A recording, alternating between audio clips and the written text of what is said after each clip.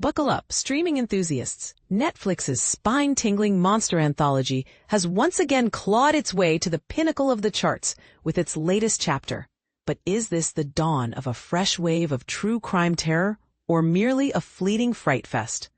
Let's dive into the details of these streaming ratings and uncover what they reveal about our viewing habits. The newest installment, Monster, the Ed Gein Story, kicked things off at number 1 in Nielsen's charts for the week spanning September 29 to October 5, amassing an impressive 1.53 billion minutes of watch time right from its October 3rd premiere.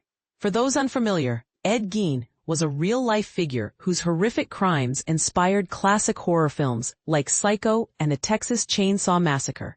Think a grim tale of murder, grave robbing, and the blurred lines between reality and nightmare. That said, this debut lags slightly behind the series' sophomore season, which centered on the infamous Menendez brothers and racked up 1.72 billion minutes in 2024.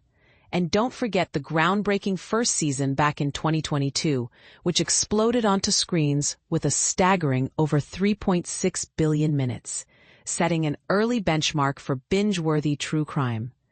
Snagging second place was the intriguing series Wayward, which saw a robust 54% increase from its initial week on Netflix, totaling 1.3 billion minutes.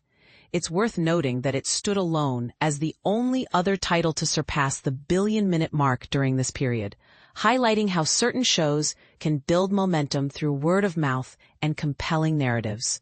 Imagine a story about young women on a road trip uncovering dark secrets. It's the kind of plot that keeps viewers hooked long after the credits roll. But here's where it gets controversial. As the 2025-26 broadcast television season ramps up, a handful of established network favorites with extensive back catalogs demonstrated notable rebounds, with audiences apparently eager to revisit old episodes or jump into fresh installments. For instance, NCIS, the long-running procedural about naval investigators solving crimes, logged 817 million minutes across multiple platforms, the highest for the show since June.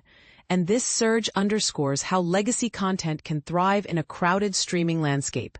Similarly, Law Order, the iconic crime drama that dissects legal battles, garnered 768 million minutes, marking a 19% uptick from the previous week, while its spin-off, Law Order, Special Victims Unit, pulled in 631 million, making its first appearance on the charts in 3 weeks. These gains remind us of the enduring appeal of formulaic storytelling.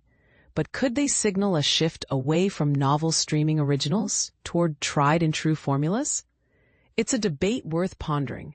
Do we crave comfort in chaos, or are we ready for bolder innovations? On the flip side, though, one enduring phenomenon in Nielsen's 5-year tracking history came to an abrupt halt: Grey's Anatomy. The medical drama that's been a staple for over 2 decades, with its intense surgical suites and romantic entanglements, dropped off the rankings entirely for the first time since June 2023, ending a remarkable 120-week streak. And this is the part most people miss. In an era where long-form series often dominate, what does it say about audience fatigue with even the most beloved shows? Was it the sheer volume of episodes, shifting tastes toward shorter formats, or perhaps the network's decision to mix things up that led to this downfall? Shifting gears to the big screen, Prime Video's Play Dirty, featuring the action-packed talents of Mark Wahlberg, led the movie charts with 788 million viewing minutes, dethroning the 3-week reign of Netflix's K-pop Demon Hunters.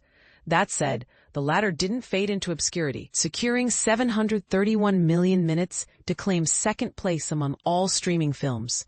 It's fascinating how genre mashups, like blending K-pop culture with supernatural battles, can sustain such strong viewership, perhaps illustrating our collective fascination with global trends and fantastical escapes.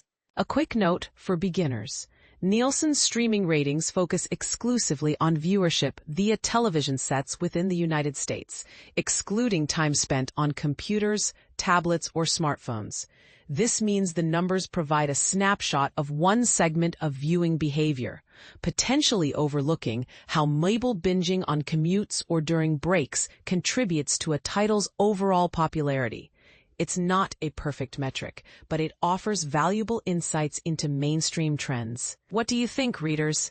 Is the Monster series destined for glory despite its declining debut numbers?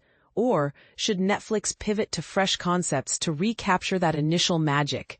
And regarding Grey's Anatomy's streak-ending tumble, is this a sign that even classics need reinvention to survive? Or does it highlight the fickle nature of modern audiences? Share your thoughts in the comments. Do you agree, disagree, or have a counterpoint to offer? Let's keep the conversation going.